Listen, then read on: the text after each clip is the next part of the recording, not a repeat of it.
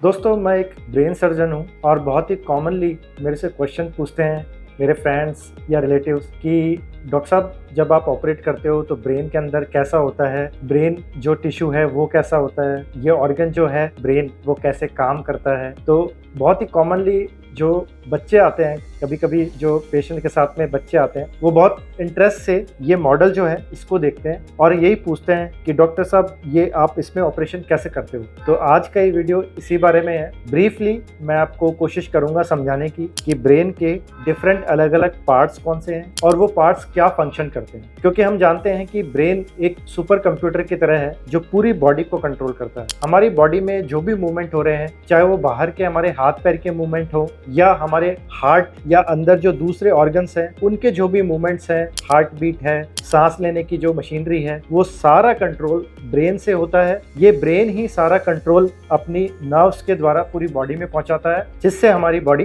Function करती है। सिर्फ बॉडी का बाहर नहीं, अंदर भी सारे ऑर्गन इस ब्रेन के सिग्नल से ही फंक्शन करते हैं। तो ब्रीफली हम जानते हैं कि ब्रेन के कौन कौन से पार्ट होते हैं और क्या उनके फंक्शन होते हैं। सबसे पहले अगर हम इस मॉडल को देखें तो आगे की तरफ जो हमारा माथा है, फोरहेड है, वो लगभग यहाँ है। इसके जस्ट पीछे जो पार्ट है इसे कहते हैं फ्रंटल लोब, क्योंकि जो ब्रेन का पूरा पार्ट है वो एक है, अलग अलग उन्हें डिवाइड किया है लोब्स में। तो लोब में जो सबसे आगे है उसको फ्रंटल लोब नाम दिया गया है। फ्रंटल लोब में सबसे इंपॉर्टेंट जो फंक्शन होता है फ्रंटल लोब का, वो इंफीरियर फ्रंटल गायरस में यहाँ पे एक स्पीच एरिया होता है। मतलब हमारा जो बोलने की सारी मशीनरी है वो यहाँ से स्टार्ट होती है, यहाँ से सिग्नल जाते हैं, तब हमारे बोलने का जो हमारी जीभ है, हमारे अंदर के वोकल कॉर्ड्स हैं, वो सब एक्टिवेट होते हैं, वो स्पीच एरिया से होते हैं। तो वो पार्ट हमारे फ्रंटल लोब में होता है। इसके अलावा कुछ हमारे जो इमोशंस हैं, हमारा सोशल बिहेवियर है, हमारे एग्जीक्यूटिव फंक्शंस हैं, जैसे कि जजमेंट, मेमोरी, हमें कोई प्रॉब्लम सॉल्विंग है, वो सारे जो एग्जीक्यूटिव फंक्शंस होते हैं वो भी हमारे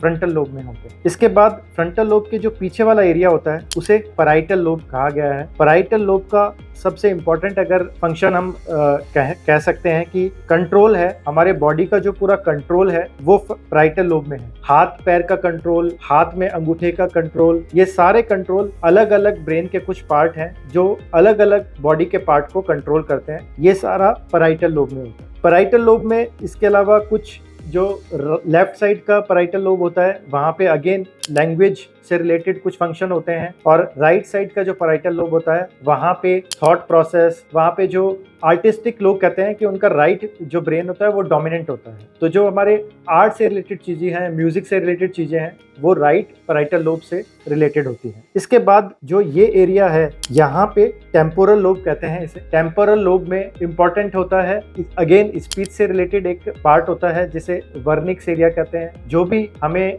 लैंग्वेज, जो भी स्पीच हमें सुनाई दे रही है उसे हम किस तरह से प्रोसेस करके समझते हैं, वो वर्निक्स एरिया टेम्पोरल लोब में होता है। और क्योंकि हम अगर देखें तो ये सारे लोब अलग अलग नहीं है, ये सारे इंटरकनेक्टेड हैं। एक पूरा जाल है नर्व्स का जो सारे लोब्स को आपस में कनेक्ट करके रखा हुआ है, और उन सब में जो करंट फ्लो करता है उन सब से ही पूरी एक्टिविटी ब्रेन की सामने आती है, चाहे वो स्पीच हो, चाहे मेमोरी हो, चाहे हमारे इमोशंस हो, ये सारे। यहाँ पे एक इंपॉर्टेंट क्वेश्चन आता है कि माइंड और ब्रेन में क्या डिफरेंस होता है। ब्रेन जो है वो ये पूरा टिश्यू है, इसका फंक्शन है सारे काम करना। माइंड जो है वो एक थॉट प्रोसेस है। डेफिनेटली वो ब्रेन के ही कुछ स्ट्रक्चर्स हैं जिसे लिम्बिक सिस्टम कहते हैं, उनका जो इंटरप्ले होता है, उनमें जो न्यूरॉन्स का इंटरप्ले होता है, उसकी वजह से हमारे माइंड से रिलेटेड चीजें जैसे कि हमारा इमोशन, हमारी मेमोरी, हमारे एक्सपीरियंस, ये सारी चीजें सामने आती हैं। लिम्बिक सिस्टम का एक और काम है स्ट्रेस जो आता है, फियर जो आता है, एंजाइटी होती है, या फ्लाइट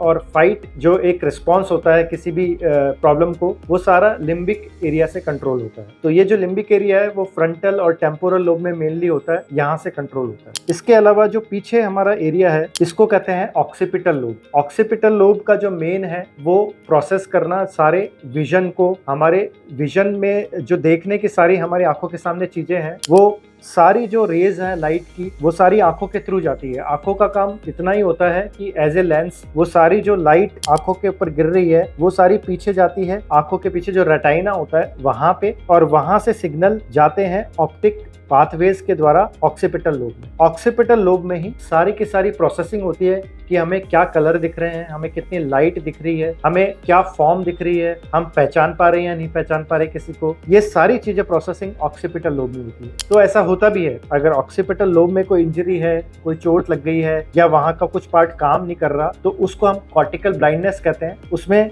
जो देखने का सिस्टम है, आंखें और पीछे, आंखों के पीछे जो नसें हैं वो तो सारी सही है, लेकिन वो सारी इंफॉर्मेशन क्योंकि प्रोसेस नहीं हो पा रही है, तो एक तरह से पेशेंट ब्लाइंड ही होता है। उसको कॉर्टिकल ब्लाइंडनेस कहते हैं। पेशेंट की सारी चीजें उसकी सही है, आंखें सही है, लेकिन वो फिर भी इंटरप्रेट नहीं कर पाता कि सामने क्या हो रहा है। इस तरह से ऑक्सीपिटल लोब का जो मेन काम है वो विजन से रिलेटेड है। एक बहुत ही इंपॉर्टेंट पार्ट ब्रेन का कह सकते हैं, इस ब्रेन को भी जो पूरा माइक्रो प्रोसेसर है जो कंट्रोल कर रहा है, और साथ में बॉडी के बहुत ही इंपॉर्टेंट फंक्शन जैसे कि हार्ट रेट, हमारी सांस लेने की गति, हमारा बीपी, ये सारी चीजें जो कंट्रोल कर रहा है वो एरिया यहाँ पे होता है जिसे ब्रेन स्टेम कहते हैं। ब्रेन स्टेम में ये सारे सेंटर्स होते हैं जो पूरी बॉडी को, खासकर हार्ट रेट, बीपी, जो हमारी सांस लेने की मैकेनिज्म है, उन सबको कंट्रोल करता है। साथ में ही हमारी जो कॉन्शियसनेस लेवल है वहाँ पे एक सिस्टम होता है जैसे रेटिकुलर एक्टिवेटिंग सिस्टम कहते हैं, RAS। वो सारा एक सिस्टम होता है, इंटरप्ले होता है ब्रेन के बाकी पार्ट और ब्रेन स्टेम में। वो सारी हमारी कॉन्शियसनेस को, जो हम अवेक हैं, जो हम